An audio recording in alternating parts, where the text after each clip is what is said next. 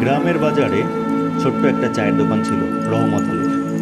রহমত আলী আর অখিল 25 বছরের বন্ধুত্ব।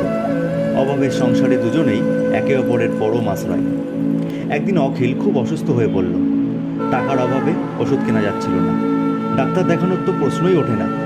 রহমত আলী দেখল তার ছোট দোকানটা ছাড়া আর কোনো উপায় নেই।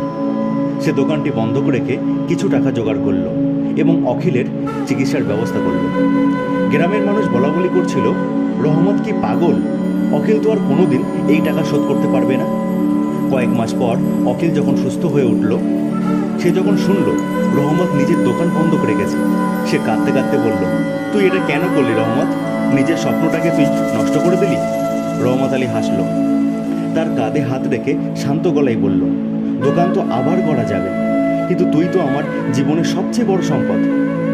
বন্ধু তো সেই যে বিপদের সময় নিজের সুখের চেয়ে বন্ধুর বাঁচার নিশ্চয়তাকে বেশি গুরুত্ব দেয়। সেদিন গ্রামের মানুষ বুঝেছিল, বন্ধুত্ব মানে শুধু হাসি ঠাট্টা করা নয়, বন্ধুত্ব মানে বিপদে একে অপরের পাশে দাঁড়িয়ে নিজের সবটুকু বিলিয়ে দেওয়ার মতো মানসিক শক্তি।